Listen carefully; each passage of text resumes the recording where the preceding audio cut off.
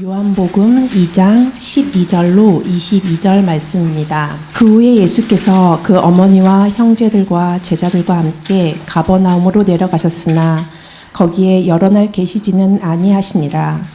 유대인의 유월절이 가까운지라. 예수께서 예루살렘으로 올라가셨더니 성전 안에서 소와 양과 비둘기 파는 사람들과 돈 바꾸는 사람들이 앉아 있는 것을 보시고 노끈으로 채찍을 만드사 양이나 소를 다 성전에서 내쫓으시고 돈 바꾸는 사람들의 돈을 쏟으시며 상을 엎으시고 비둘기 파는 사람들에게 이르시되 이것을 여기서 가져가라. 내 아버지의 집으로 장사하는 집을 만들지 말라 하시니 제자들이 성경에 주의 전을 사모하는 열심이 나를 삼키리라 한 것을 기억하더라. 이에 유대인들이 대답하여 예수께 말하기를 내가 이런 일을 행하니 무슨 표적을 우리에게 보이겠느냐. 예수께서 대답하여 이르시되 너희가 이 성전을 헐라. 내가 사흘 동안에 일으키리라. 유대인들이 이르되 이 성전은 46년 동안에 지었거늘 내가 3일 동안에 일으키겠느냐 하더라. 그러나 예수는 성전된 자기 육체를 가리켜 말씀하신 것이라. 죽은 자 가운데서 살아나신 후에야 제자들이 이 말씀하신 것을 기억하고 성경과 예수께서 하신 말씀을 믿었더라. 갈릴리 가나에서 표적을 행하신 우리 예수님은 그 어머니와 형제들과 제자들과 함께 주께서 머무시던 가버나움으로 내려가셨지만 공적인 사역을 위해 그곳에 오래 머물지 않으시고 이곳저곳 다니시며 여러 사역을 하셨습니다. 그리고 어느덧 유대인의 유월절이 가까워졌습니다. 예수님은 이스라엘 백성이기에 율법을 지키려 예루살렘으로 향하셨습니다. 이 유대인의 유월절 명절은 모세의 출애굽 때에 생겨났습니다. 유월절은 이스라엘 백성이 애굽에서 마지막 밤을 보낼 때 제정되었습니다. 하나님께서는 이스라엘 백성에게 어린 양의 피를 문설주와 이방에 바르라고 명령하셨습니다. 그러면 죽음의 사자가 그 피를 보고 그 집을 패스오버, 즉 유월할 것이라고 하셨어요.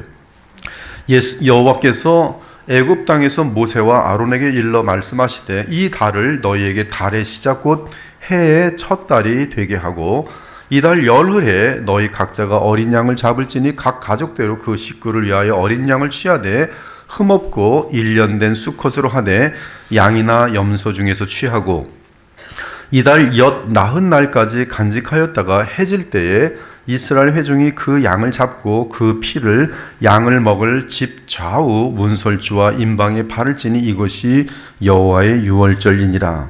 내가 그 밤에 애굽 땅에 두루다니며 사람이나 짐승을 막론하고 애굽 땅에 있는 모든 처음 난 것을 다 치고 애굽의 모든 신을 내가 심판하리라. 나는 여호와라. 내가 애굽 땅을 칠 때 그 피가 너희가 사는 집에 있어서 너희를 위하여 표적이 될지라. 내가 피를 볼 때에 너희를 넘어가리니 재앙이 너희에게 내려 멸하지 아니하리라. 너희는 이 날을 기념하여 여호와의 절기로 삼아 영원한 규례로 대대로 지킬지니라.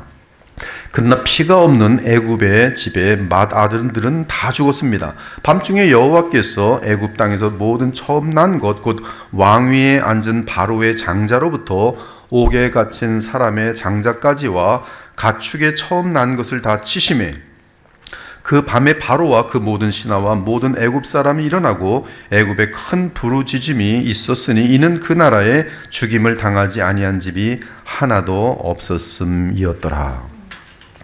이후 여월절은 이스라엘 백성이 매년 기념해야 하는 명절이 되었습니다. 유대인으로 태어나신 예수께서도 공생애를 시작하시고 첫 번째 유월절을 맞이하여 예루살렘에 올라가셨습니다. 주님은 많은 사람들에게 자신이 하나님의 아들 그리스도인 사실을 알려주시고 이 땅에 오신 목적을 이루실 것입니다. 그 목적은 자기 백성을 위해 십자가 속량을 치르시고 그 후 부활하셔서 그를 믿는 자들에게 자신의 의를 전가해 주시며 성령으로 영생을 주시는 영원한 중보자가 되시는 것입니다. 이런 완전한 을을 이루시기 위해 둘째 아담이신 우리 예수님은 태어날 때부터 호흡을 마칠 때까지 율법에 대해 의식법이든 도덕법이든 사회법이든 그 어떤 것도 범하지 않고 오히려 완전하게 하나님께 순종하실 것입니다. 그러므로 공생애 중에도 우리의 둘째 아담이신 예수님은 유대인의 유월절을 지키시기 위해 예루살렘에 올라가셨습니다. 그런데 공생의 첫 해에 유월절을 맞아 예루살렘 성전에 들어가신 예수님은 하나님의 아들로서 거룩한 분노를 나타내십니다. 우리 주 예수 그리스도께서는 한없이 선하시고 온유하신 분이지만 또한 거룩하고 지극히 의로운 분이십니다. 오늘 우리 본문에서 예수님은 가나의 혼인잔치에서 보이신 한없는 사랑과 자비의 모습이 아니라 지극히 분노하시는 엄중하고 의로운 재판관의 모습을 보여주십니다. 그러면 무엇이 그토록 우리 주 예수님의 마음에 분을 일으키게 한 것입니까? 그 요인은 예수님의 입술에서 정확하게 발설되었어요. 16절에 보니 내 아버지의 집으로 장사하는 집을 만들지 말라.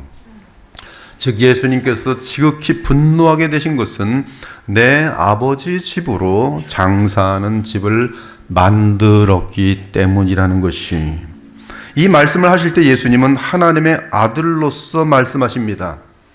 그 이유는 내 아버지라고 구체적으로 말씀하셨기 때문입니다. 이 말씀은 나는 아버지 하나님의 아들이라는 말씀이, 그리고 아버지의 집인 예루살렘 성전은 하나님의 아들이신 예수님의 소유물이나 다름없는 것입니다. 그는 모세보다 더욱 영광을 받을 만한 것이 마치 집 지은 자가 그 집보다 더욱 존귀함 같으니라. 집마다 지은 이가 있으니 만물을 지으신 이는 하나님이시라. 또한 모세는 장래에 말할 것을 증언하기 위하여 하나님의 온 집에서 종으로서 신실하였고, 그리스도는 하나님의 집을 맡은 아들로서 그와 같이 하셨으니 우리가 소망의 확신과 자랑을 끝까지 굳게 잡고 있으면 우리는 그의 집이라. 사실 예루살렘 근처에서 소와 양과 염소를 파는 것은 성전이 서기 전부터 법적으로 허락되어 있었습니다. 내 하나님 여호와 앞 곧 여호와께서 그의 이름을 두시려고 택하신 곳에서 내 곡식과 포도주와 기름의 11조를 먹으며 또 내 소와 양의 처음 난 것을 먹고 내 하나님 여호와 경외하기를 항상 배울 것이니라. 그러나 내 하나님 여호와께서 자기 이름을 두시려고 택하신 곳이 즉 예루살렘입니다. 내게서 너무 멀고 행로가 어려워서 내 하나님 여호와께서 그 풍부히 주신 것을 가지고 갈 수 없거든. 그것을 돈으로 바꾸어 그 돈을 싸가지고 내 하나님 여호와께서 택하신 곳으로 가서 내 마음에 원하는 모든 것을 그 돈으로 사되 소나 양이나 포도주나 독주 등 내 마음에 원하는 모든 것을 구하고 거기 내 하나님 여호와 앞에서 너와 네 권속이 함께 먹고 즐거워할 것이라. 따라서 명절을 지키기 위하여 예루살렘으로 오는 순례자들은 먼 여행길에서 동물이 죽기도 하고 병에 들기도 하는 문제와 자기들의 동물이 흠이 없다고 생각했는데 제사장이 보니 흠이 있는 문제를 해결할 수 있었습니다.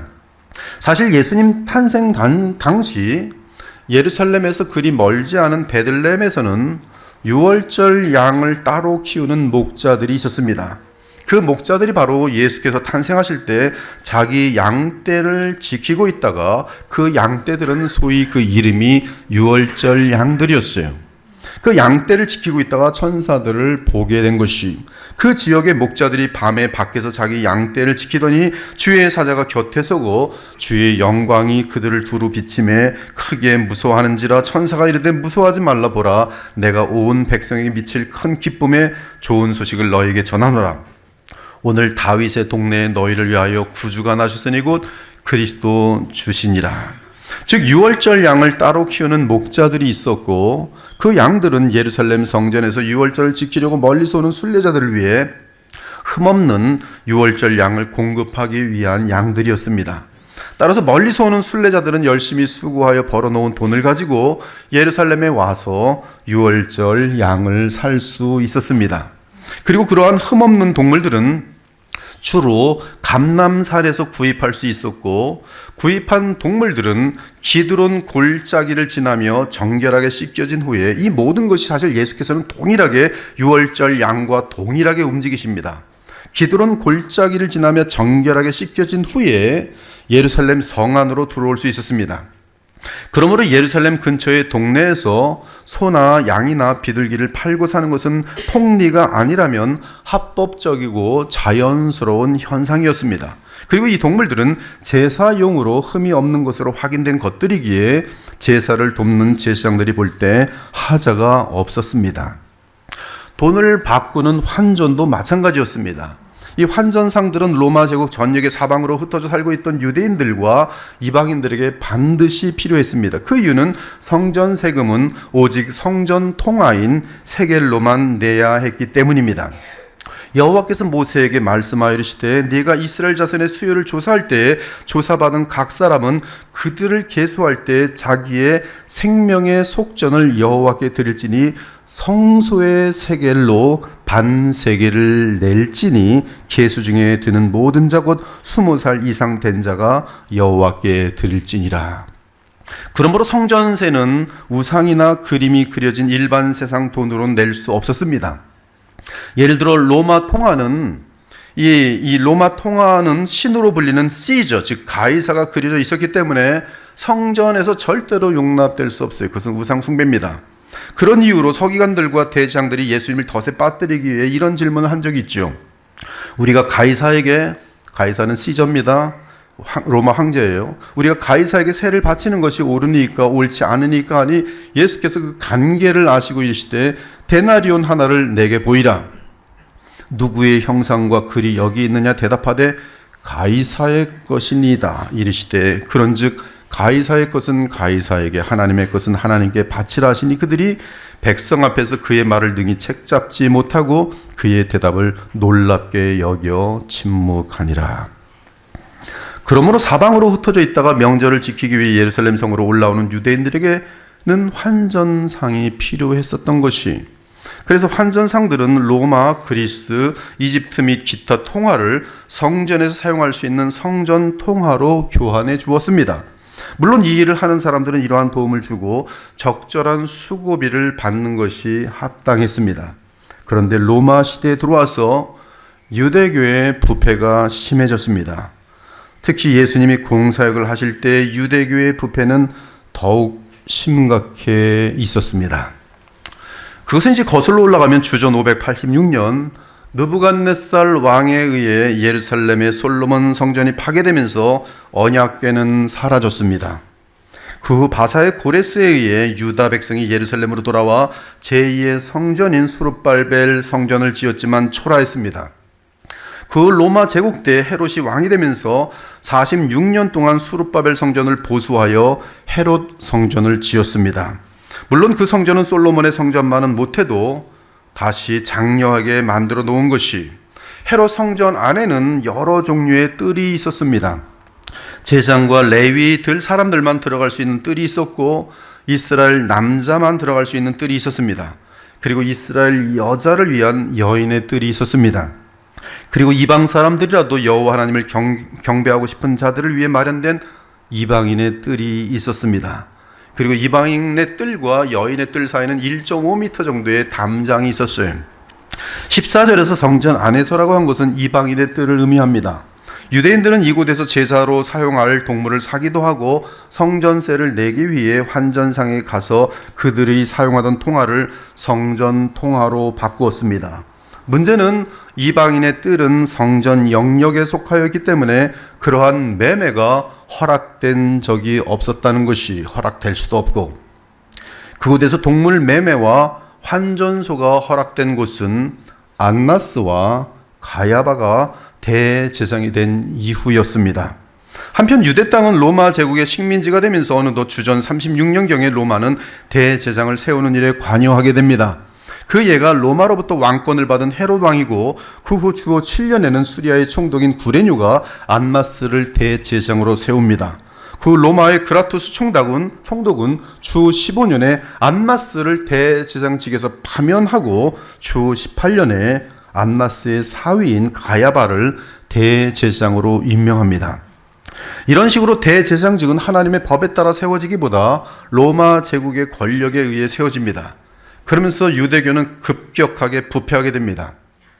제사장들과 귀족들로 구성되어 있던 사두개인들은 로마 당국과 긴밀한 관계에 있었고 로마 당국은 제사장들에게 돈을 요구했습니다. 특히 안나스와 가야바는 온 가족의 제사장을 해먹으면서 로마 당국에 거대한 돈을 바쳤습니다.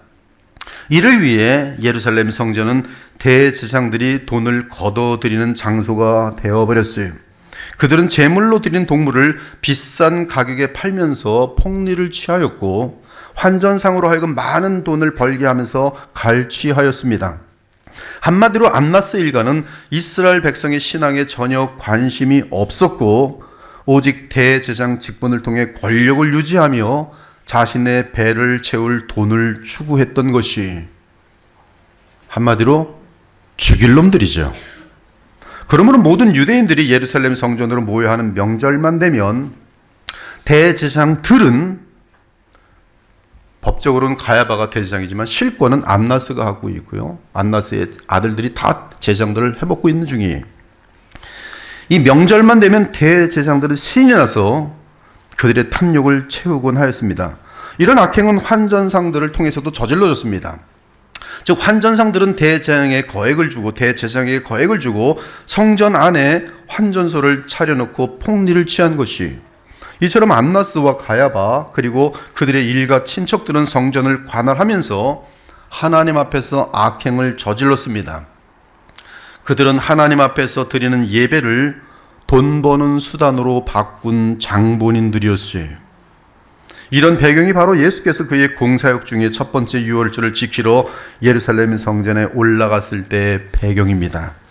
우리 주님은 가장 거룩한 하나님의 집에서 이러한 모든 부패를 한눈에 보시고 분노하신 것이 느헤미야서를 보면 유다 지파에 속한 느헤미야가 예루살렘 성벽을 쌓은 후 예루살렘 성의 부패를 막기 위해 행한 일이 기록되어 있어요. 내가 또 알아본즉 레위 사람들이 받을 몫을 주지 아니하였으므로 그 직무를 행하는 레위 사람들과 노래하는 자들이 각각 자기 밭으로 도망하였기로 내가 모든 민장들을 꾸짖어 이르기를 하나님의 전이 어찌하여 버린 바 되었느냐 하고 곧 레위 사람들을 불러 모아 다시 제자리에 세웠더니 이에 온 유다가 곡식과 새 포도주와 기름의 11조를 가져다가 곳간에 드림으로 내가 제사장 셀레마야 또 서기관 사독과 레위 사람 부다야를 창고지기로 삼고 마따냐의 손자 삭불의 아들 하난을 버금으로 삼았나니 이는 그들이 충직한 자로 인정됨이라. 그 직분은 형제들에게 분배하는 일이었느니라. 내 하나님이여 이 일로 말미암아 나를 기억하옵소서. 내 하나님의 전과 그 모든 직무를 위하여 내가 행한 선한 일을 도말하지 마옵소서.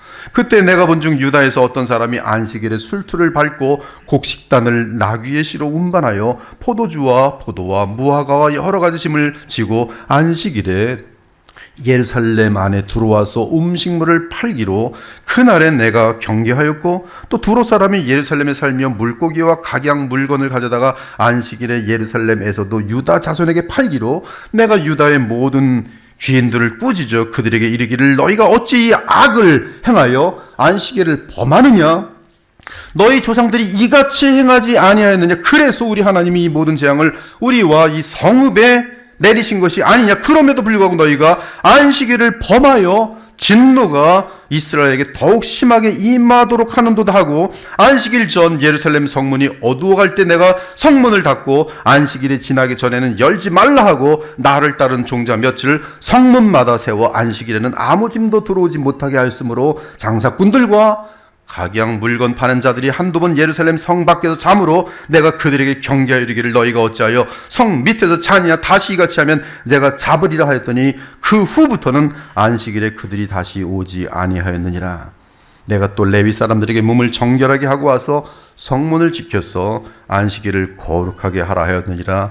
내 하나님이여 나를 위하여 이 일도 기억하시옵고 주의 크신 은혜대로 나를 아끼시옵소서.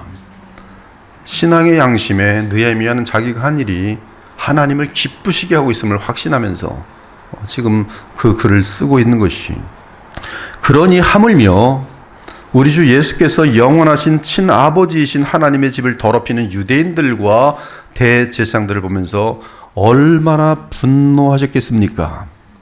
이때 우리 주 예수께서 발하신 분노는 말라기에서 이미 예언되어 있었어요.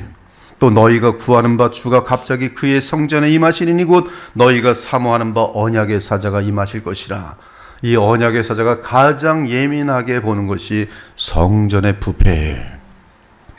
그래서 레위인들을 이 심판하시고 그들을 깨끗하게 하시겠다. 그러므로 하나님의 아들은 성전에서 일어나는 그릇된 일을 올바르게 고칠 수 있는 권한을 가지고 있었습니다. 그는 하늘 아버지의 존엄과 명예가 더럽혀지는 것을 원치 않으셨습니다. 지금 그의 아버지는 그분의 거룩한 집인 예루살렘 성전에서 부패한 인간들에 의해 모욕과 멸시를 받고 있었습니다. 부패한 인간들에게 성전은 단지 돈을 버는 수단이며 더욱 권력을 견고하게 하기 위한 방법일 뿐이었어요. 그곳은 더 이상 하나님을 만나는 예배 장소나 기도 장소가 아니라 돈과 권력을 쌓는 곳이 되었습니다. 그곳에 모이는 사람들은 재물과 권력을 쌓기 위한 대제사장들에게 속아서 철저하게 착취당하는 희생자들이었던 것이에요. 사랑하는 여러분, 하나님을 향한 참된 예배는 권력과 자기 영광과 돈에 맞물리면 반드시 부패합니다. 여러분의 신앙도 마찬가지예요. 돈을 위한 신앙, 권력을 위한 신앙, 인기를 위한 신앙, 자기 영광을 나타내기 위한 신앙이라면 그것이 곧 오늘 예루살렘 성전의 부패와 같은 종류예요. 하나님과 그리스도께서 가장 혐오하시는 것은 주께서 받으셔야 할 영광을 인간들이 찬탈한 후에 그곳을 권력 및 재물을 쌓는 장소로 만드는 것입니다. 그러므로 우리는 우리 주 예수께서 그토록 분노하신 이 일을 늘 마음에 새기고 있어야 돼요. 공생의 마지막 해에도 같은 사건이 다시 발생합니다. 이것은 가정의 경건과 교회의 경건이 주의 백성에게 가장 소중하다는 뜻이, 그것은 곧 교회가 권력 및 장사와 연관되어서는 절대 안 된다는 것이, 내 아버지 집으로 장사하는 집을 만들지 말라. 우리 주 예수님의 말씀이십니다. 성전은 하나님을 만나는 곳이, 그리스도 안에서 하나님과 교통하며 하나님의 말씀을 듣고 주의 말씀을 따라 기도하는 곳이 성전입니다. 그런데 성전의 용도와 상관없는 부패가 가득하니 하나님의 어린 양은 거룩한 심판자로 나타나신 것이, 그는 하나님의 아들로서 하늘 아버지의 명예와 영광을 가장 소중히 여겼습니다. 메시아로 오신 예수님이 가장 소중히 여기신 것은 아버지의 영광과 명예였어요. 그리고 아버지를 향한 아들의 열정은 무한히 컸습니다. 사실 아담과 하와가 살던 에덴은 성전이었습니다. 하지만 그들은 사탄이 뱀으로 가장하여 침투하는 것을 허락함으로 에덴을 지키지 못하고 이뤘어요. 마찬가지로 예수님 당시의 제사장들은 성전을 거룩하게 보호해야 마땅했습니다. 그러나 그들은 권력과 돈이라는 세속적인 것을 예루살렘 성전 안으로 끌어들임으로써 성전을 보호하지 못하고 오히려 지독히 더럽히는 장본인들이 되었어요. 이 역시 아담과 하와처럼 뱀을 성전에 들여보낸 존재라고 말할 수 있어요. 제가 이 교회를 권력과 재물 구조로 만들어버리면 저는 이 거룩한 예배당 안에 뱀을 공식적으로 갖다 놓는 거하고 마찬가지. 하지만 성전이 더럽혀지면 하나님은 반드시 그 성전과 성전에 속한 자들을 멸하십니다. 너희는 너희가 하나님의 성전인 것과 하나님의 성령이 너희 안에 계시는 것을 알지 못하느냐. 누구든지 하나님의 성전을 더럽히면 하나님이 그 사람을 멸하시리라. 하나님의 성전은 거룩하니 너희도 그러하니라. 하지만 이제 둘째 아담인 하나님의 아들이 등장하셨습니다. 그분은 구약 시대 내내 기다려왔던 그리스도십니다. 그는 하나님의 아들로서 아버지 집의 주인이십니다. 그는 성전이 더럽혀지는 것을 허용하지 않으십니다. 그는 성전을 가장 거룩하게 지키십니다. 그러하기에 성전을 더럽히는 요소를 당장 아버지 집에서 몰아내십니다. 이는 아버지와 교통해야 생명을 얻을 수 있는 주의 백성을 위해 예수께서 친히 거룩한 분노를 가지시고 더러운 것을 향해 심판하시는 장면입니다. 이때 예수께서 성전 청결을 위해 거룩한 분노를 나타내시며 친히 행동으로 옮기시는 것을 제자들이 보았어요. 그리고 그들은 구약 말씀을 생각했습니다. 제자들이 성경 말씀에 주의 전을 사모하는 열심히 나를 삼키리라 한 것을 기억하더라. 이 말씀은 시편 69편에서 다윗이 원수들에 대하여 언급한 내용입니다. 다윗에게는 그를 너무나 미워하며 그를 죽이고자 하는 사람들이 있었습니다. 다윗이 이런 미움을 받은 이유는 하나님을 참되고 순수하게 경배하려는 열심 때문이었습니다. 다윗은 주 여호와를 향한 아주 강렬한 열심을 가지고 있었고 그것은 다윗의 크신 메시아 예수님의 열심을 나타내고 있었습니다. 내가 주를 위하여 비방을 받았사오니, 다윗의 고백이 예수님 때문에 또 그리고 여호와 하나님 때문에 비방을 받았사오니 수치가 나의 얼굴에 덮였나이다. 내가 나의 형제에게는 객이 되고 나의 어머니의 자녀에게는 낯선 사람이 되었나이다. 주의 집을 위하는 열성이 나를 삼키고 주를 비방하는 비방이 내게 미쳤나이다. 내가 곡하고 금식하였더니 그것이 도리어 나의 욕이 되었으며 내가 굵은 배로 내 옷을 삼았더니 기도하는 것과 금식하는 것들이 오히려 그들의 조롱이 되고 그들의 말거리가 되었나이다. 성문에 앉은 자가 나를 비난하며 독주에 취한 무리가 나를 두고 노래하나이다. 이러한 주 여호와 하나님과 자신의 허리에서 나올 메시아를 향한 이 다윗의 열심, 이 특별한 질투는 놀랍게도 그가 자라날 때부터 대단히 강했습니다. 이 다윗의 열심은 골리앗과 싸울 때 특별히 공개적으로 드러났어요. 다윗이 곁에 서 있는 사람들에게 말하여 이르되 이 할례 받지 않은 블렛 사람이 누구이기에 살아계신 하나님의 군대를 모욕하느냐. 얼마 몇 살 되지 않은 한 14살 정도 됐을 아이인데 벌써 이게 골리앗이 주의 백성을 조롱하고 여호와를 욕하는 모습을 보면서 그러는 거예요. 다윗이 사울에게 말하되 그로 말미암아 사람이 낙담하지 말 것이라 주의 종이 가서 저 블레셋 사람과 싸우리이다. 여호와께서 나를 사자의 발톱과 곰의 발톱에서 건져내셨은즉 나를 이 블렛 사람의 손에서도 건져내시리다. 다윗이 블렛 사람 골리앗에게 이르되 너는 칼과 창과 단창으로 내게 나오거니와 나는 만군의 여호와의 이름 곧 네가 모욕하는 이스라엘 군대 하나님의 이름으로 내게 나아가노라. 오늘 여호와께서 너를 내 손에 넘기시리니 내가 너를 쳐서 네 목을 베고 블레셋 군대의 시체를 오늘 공중에 세워 땅의 들짐승에게 주어 온 땅으로 이스라엘의 하나님이 계신 줄 알게 하겠고 또 여호와의 구원하심이 칼과 창에 있지 아니함을 이 무리에게 알게 하리라. 전쟁은 여호와께 속한 것인즉 그가 너희를 우리 손에 넘기시리라. 블레셋 사람 골리앗이 일어나 다윗에게로 마주 가까이 올 때 다윗이 그를 향하여 빨리 달리며 손을 주머니에 넣어 돌을 가지고 물매로 던져 블렛 사람 골리앗의 이마를 치매 돌이 그의 이마에 박히니 땅에 엎드러지니라. 하나님의 명예와 그분께 속한 주의 백성을 위한 이러한 거룩한 질투가 다윗의 열심이었어요. 이러한 특별한 열심은 훨씬 이전에 아론의 자손 비느하스에게도 있었습니다. 모세가 이스라엘을 이끌고 모압 땅을 지날 때 모압 왕 발락은 발람 선자가 알려준 대로 모압 여자들로 하여금 이스라엘 백성을 성적으로 유혹하여 바알부올의 제사 지낸 일에 동참하게 합니다.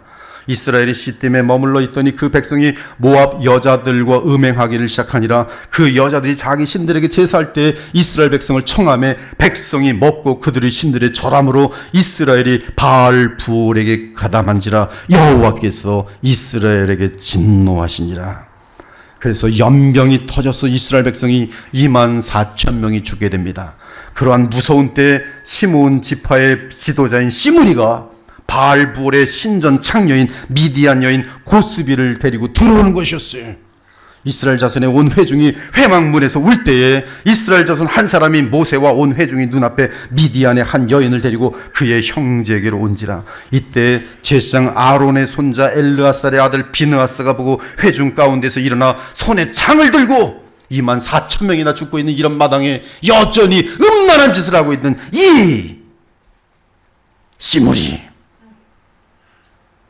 제사장의 아들 엘르아스의 아들 비느하스가 보고 회중 가운데서 일어나 손에 창을 들고 그 이스라엘 남자를 뒤쫓아 따라 그의 막사에 들어가 이스라엘 남자와 그 여인의 배를 꿰뚫어서 두 사람을 죽이니 연병이 이스라엘 자손에게서 당장 그쳤더라. 그 연병으로 죽은 자가 24,000명이었더라. 그리고 주의 백성의 거룩함을 위한 이러한 열심을 가진 비느하스에게 여호와께서 복을 내리십니다. 여호와께서 모세에게 말씀하시되 제사장 아론의 손자 엘르아살의 아들 비느하스가 내 질투심으로 질투하여 이스라엘 자손 중에서 내 노를 돌이켜서 내 질투심으로 그들을 소멸하지 않게 하였도다. 그러므로 말하라. 내가 그에게 내 평화의 언약을 주리니 그와 그의 후손에게 영원한 제사장 직분의 언약이라. 그가 그의 하나님을 위하여 질투하여 이스라엘 자손을 속죄하였음이니라. 이 내용이 지금 비느하스의 내용도 정확하게 예수님에게 다 실현됩니다. 하나는 예표요. 예수님의 이런 모든 사건들이 그대로 실현돼요. 표현도 신기합니다. 이 비느하스의 질투가 이스라엘 자손을 속죄하였더라. 여기서 비느하스가 가졌던 질투가 다윗이 성전을 향해 가졌던 열심이며 그 열심은 그대로 부패한 성전을 바라보시는 우리 주 예수님의 마음속에 불일 듯 일어난 것이, 사랑 여러분, 주 하나님과 그리스도를 향한 특심한 사랑은 종종 이 세상에 속한 부패한 사람들에게 이해가 되지 않고 종종 조롱을 받고 심지어 미움을 받기도 합니다. 그러나 하나님께서는 그러한 거룩한 질투와 열심을 한없이 기뻐하시며 그를 영원토록 인정해 주십니다. 이 하나님과 자기 백성의 거룩한 영광을 지키려는 이러한 강력한 열심은 예수님을 삼켰어요. 그 열심이 예수님을 삼켰다고 돼 있어요. 다윗을 삼켰어요. 놀라운 것은 그 열심이 얼마나 컸던지 그 열심은 십자가의 죽음으로 이어졌습니다. 여러분, 영어에서 패션은 바로 십자가 죽음이란 뜻을 아십니까? 패션, 그것은 곧 십자가의 죽음이에요. 네, 십자가의 죽음과 관련된 단어는 패션은 열정이, 열심이, 거룩한 질투예요. 그리고 예수께서 성전에서 하나님에 대한 열심과 그분에 대한 순수한 예배를 다시 회복시켰을 때 안나스와 가야바를 비롯한 성전 제사장들과 레위인들은 예수님을 미워하기 시작했어요. 다윗의 특심이 다윗의 원수들의 미움을 일으켰듯이 예수님의 성전 청결 사건은 곧바로 거짓 신자들의 미움과 적대를 불러일으킨 것입니다. 그들은 그들의 권력과 인기와 돈줄을 흔들어 놓은 예수님을 좋아할 리 없었습니다. 그들은 예수님을 증오하기 시작했고 결국 십자가에 예수님을 죽이는 자리까지 가게 됩니다. 그것이 성전 청결 사건이, 하나님의 영광을 위한 그리스도의 열심은 유대교의 사두개인과 바리새인들의 증오를 불러일으켰고 우리 주 예수님은 그들의 손에 십자가에 달려 자기 백성의 죄를 위해 속량하셨습니다. 그리고 이 사건이 있은 후 40년이 지난 때에 예루살렘 성전은 로마의 디도 장군에 의해 돌 하나 돌 위에 남지 않고 사라지게 되었어요. 하지만 십자가에서 원수들의 손에 의해 죽게 된 예수님은 자기 백성의 죄값을 속량하신 후 사흘 만에 부활하셔서 영원한 성전이 되셨습니다. 즉 그리스도를 믿으면 누구나 하나님과 만나서 교통할 수 있게 되었어요. 이것이 하나님의 완전한 승리입니다. 사랑하는 여러분, 현재 우리 주 예수 그리스도는 참으로 하나님과 주의 백성 사이에서 성전 그 자체로 계십니다. 그리고 부활의 그리스도는 믿는 자들에게 성령을 보내시며 그들로 하여금 하나님의 성전이 되게 하십니다. 그러므로 믿는 자들로 구성된 새 언약 시대의 교회 역시 하나님의 성전입니다.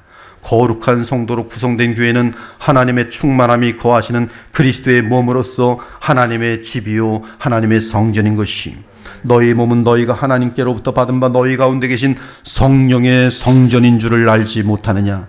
너희는 너희 자신의 것이 아니라 값으로 산 것이 되었으니 그런즉 너희 몸으로 하나님께 영광을 돌리라.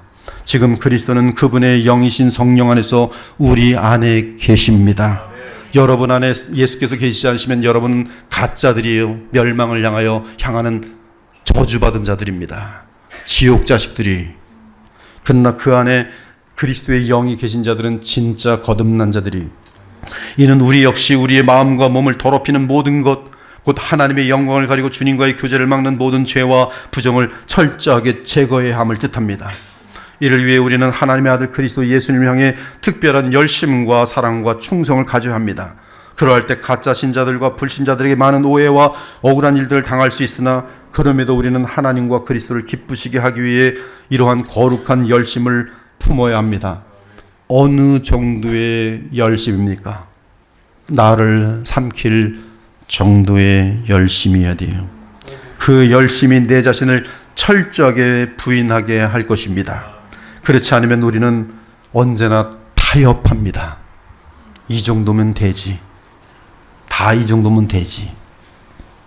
따라서 하나님과 그리스도 예수님을 향해서 풍성한 열매를 맺지 못하고 어느샌가 안나스와 가야바처럼 타협하면서 자기 영광, 돈, 권력, 인기 이런 것을 위한 교회 생활이 되는 거예요. 그것이 만족 안 되면 입을 이만큼 내밀고 교회 나왔다 들어갔다 나왔다 들어갔다. 왜 그래요? 자기 영광 안 알아줘요. 교회를 혼잡하게 만들고 열매 전혀 없고 주님께 기쁨은커녕 도리어 근심거리가 되는 것이. 또한 성도들이 그리스도를 머리로 하여 모이는 교회 역시 철저하게 거룩하고 청결해야 합니다. 이는 외적인 요소를 말하는 부분도 있지만 더욱 중요한 것은 교회가 지향하는 목적과 교회를 이끄는 힘이 오직 그리스도께만 있어야 한다는 뜻이. 우리 그리스도의 보혈교회는 무엇에 의해 움직이고 있습니까? 이 교회가 움직이는 힘은 복음입니다. 예수 그리스도의 말씀인 복음에 따라 그리스도의 영이신 성령에 의해 이 교회는 움직이고 있습니까? 아니면 돈과 권력과 거짓말과 정치와 세상 조건이 이 교회를 이끌고 있습니까? 참으로 우리 교회는 그리스도께서 보실 때 청결한 교회입니까? 그러한 청결한 교회가 되려면 죄가 없어야 돼요. 거짓과 수군거림과 지금 이 시대의 거짓말을 보십시오. 그 어떤 뉴스도 이젠 믿을 수가 없는 시대가 돼버렸어요. 완전한 거짓말들, 있지도 않은 얘기를 그냥 거짓말로 하는. 왜? 먹고 살려고, 권력 잡으려고, 부자 되려고. 크리스찬들도 여기 동참하고 있어요. 크리스찬이라도 교회만 다니지 사업하다가 거짓말하고 남의 등치고, 그것은 크리스찬이 아니에요. 성전을 더럽히는 사람이에요. 거짓과 수군거림과 비방과 미움과 시기와 음란과 혈기와 같은 더러움이 없어야 돼요. 우리 몸과 마음을 더럽히는 모든 죄 문제를 철저하게 해결해야 돼요. 육체의 일은 분명합니다. 헷갈리잖아요. 곧 음행과 더러운 것과 호색과 우상 숭배와 주술과 원수 맺는 것과 분쟁과 시기와 분냄과 당짓는 것과 분열함과 이단과 투기와 술 취함과 방탕함과 또 그와 같은 것들이라 전에 너희에게 경계한 것 같이 경계하노니 이런 일을 하는 자는 하나님의 나라를 유업으로 받지 못할 것이다. 그리스도 예수의 사람들은 육체와 함께 그 정욕과 탐심을 십자가에 못 박았느니라. 그러나 두려워하는 자들과 믿지 아니하는 자들과 흉악한 자들과 살인자들과 음행하는 자들과 점술가들과 우상숭배자들과 거짓말하는 모든 자들은 불과 유황으로 타는 못에 던져지니 이것이 둘째 사망이라. 무엇보다 청결한 교회를 세우기 위해 가장 중요한 것은 바른 교리, 바른 교훈이. 교회가 바른 교훈을 가르치려면 솔라 스크립추라, 오직 성경에 서서 그리스도의 영이신 성령의 인도하심을 따라합니다. 그러할 때 교회마다 청결한 교회가 될 수 있어요. 너는 배우고 확신한 일에 구하라. 너는 내가 누구에게서 배운 것을 알며 또 어려서부터 성경을 알았나니 성경은 능히 너로 하여금 그리스도 예수 안에 믿음으로 말미암아 구원에 이르는 지혜가 있게 하느니라. 모든 성경은 하나님의 감동으로 된 것으로 교훈과 책망과 바르게 함과 의로 교육하기에 유익하니 이는 하나님의 사람으로 온전하게 하며 또한 모든 선한 일을 행할 능력을 갖추게 하려 함이라. 이렇게 우리 주 예수께서 아버지 하나님을 향한 특별한 열심을 보이시니 유대 종교 지도자들이 벌써 따지고 대듭니다. 이에 유대인들이 대답하여 예수께 말하기를 내가 이런 일을 행하니 무슨 표적을 우리에게 보이겠느냐. 이는 예수님의 정체를 전혀 알지 못하는 완고한 자들의 전형적인 요구일. 이러한 불신의 상태에 있는 완고한 자들에게 예수께서 대답하시지 너희가 이 성전을 헐라 내가 사흘 동안에 일으키리라. 예수님의 이 말씀은 가장 놀라운 표적을 언급하신 것입니다.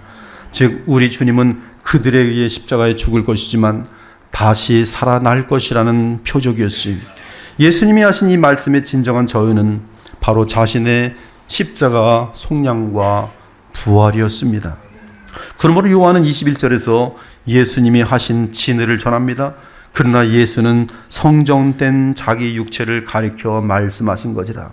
즉 예수님은 참으로 독생하신 하나님으로서 하나님으로부터 보냄을 받은 하나님의 아들이셨는데 그 증거가 십자가의 죽음과 부활이었던 것이. 하지만 죄와 탐욕과 부정으로 가득한 유대인들은 예수께서 고작 눈에 보이는 성전을 말씀하신 줄 착각하고 헛소리를 합니다. 이 성전은 46년 동안의 지옥권을 내가 3일 동안에 일으키겠느냐. 이때 예수님은 이들 불신자들의 어리석은 질문에 답변조차 하지 않으셨어요. 그리고 이들은 지들이 착각하여 들은 착각의 말을 가지고 마치 진실처럼 만들어서 예수님을 십자가에 못 박을 때도 거짓 증인을 세울 때 동일한 내용으로 이 얘기를 하고 또 스데반이 또 이 증거를 할 때도 동일한 내용으로 거짓 증거를 세워서 제거해 버립니다. 하지만 그리스도께서 부활하신 후 성령께서는 제자들에게 이 모든 것을 일깨워 주셨어요. 제자들은 예수께서 하신 말씀의 진리를 알고 있었기 때문에 주님의 십자가 죽음과 부활을 보았을 때 이 말씀을 기억했습니다. 죽은 자 가운데서 살아나신 후에야 제자들이 이 말씀하신 것을 기억하고 성경과 예수께서 하신 말씀을 믿었더라. 그들은 십자가에서 죽으시고 부활하신 예수님을 보며 그는 참으로 독생하신 하나님이 사람이 되신 그리스도라는 사실을 확인했고 그리스도의 영을 받은 자신들도 주의 성전이 된 것을 알게 되었던 것이. 사랑하는 여러분, 오늘 우리는 주의 공생애 가운데 첫 번째 6월절에 예수께서 성전을 청결하게 하신 사건의 의미를 알게 되었어요.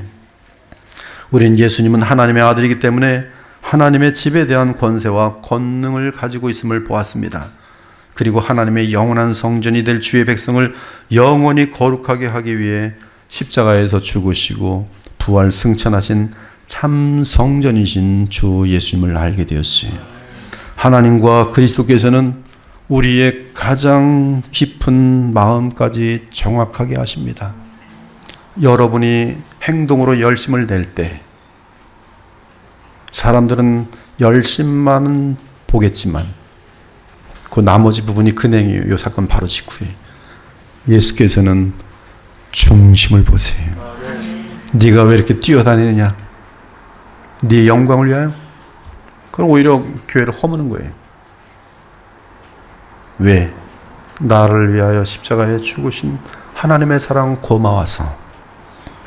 그래서 섬기려는 마음일 때는 주께서 그 특심과 사랑을, 열심을 인정해 주시는 것이. 아무리 사람들이 서로 속일 수는 있어도 그리스도와 하나님을 속일 수는 없어요. 참된 믿음은 하나님과 그리스도를 인격적으로 의식하며 주께서 내 마음을 낱낱이 다 아신다는 사실을 늘 기억하며 하나님을 경외하며 살아가는 것, 그것이 진정으로 아름다운 참된 신앙이요.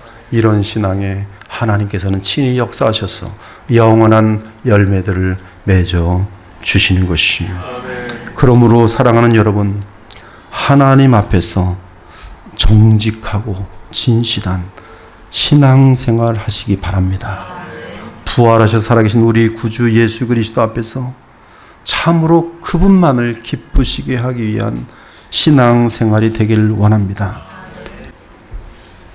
하나님 앞에서 자신의 영광을 추구할 때에 반드시 부패하게 돼 있어요. 그것을 보면서 많이 슬퍼하고 안타까운 가운데 제가 드리는 3가지 기도가 저를 얼마나 많이 지키는지를 고백하게 됩니다. 저는 쇠하게 하시고 주는 흥하게 하소서. 나는 죽고 그리스도만, 오직 그리스도께서만 내 안에 사시기를 원하는 이 간절한 기도가 이러한 교회가 앞으로 만약에 잘 되더라도 부패를 막을 수 있는 유일한 거더라고요. 여러분들도 마찬가지. 하나님께서 여러분에게 재물의 축복을 주시고 사회에서 잘 되는 복을 주실 수 있을 거예요. 그러나 그것이 깨어있지 않으면 오히려 여러분에게 독이 되고 인생을 망치는, 주님 앞에서 수치스러운 신앙이 될 수가 있는 것이. 그러므로 우리 중심이 정말 주님만이 1순위가 돼야 돼요. 그리고 신앙생활 할 때 안전합니다. 하나님은 우리에게 온전히 갚아주실 것이, 하나님은 속지 않으십니다. 하나님은 다 아세요. 우리 주 예수님은 살아계셔서 우리 안에 성령으로 와 계십니다. 오늘 이 말씀과 함께 더욱 주 예수님만을 믿고 의지하는 가운데 하나님과 철저하게 동행하며 참으로 주의 기쁨이 되는 저와 여러분 되시기를 우리 주 예수 그리스도의 이름으로 축원합니다. 아멘. 주 하나님, 주의 마음을 강론을 통해서 주의 사랑하는 백성들에게 전하였습니다. 성령께서 역사하셔서 이 말씀이 이분들의 삶에 거룩하고 아름다운 열매를 맺는 주의 능력 되게 하여 주옵소서. 예수 그리스도 이름으로 기도합니다. 아멘.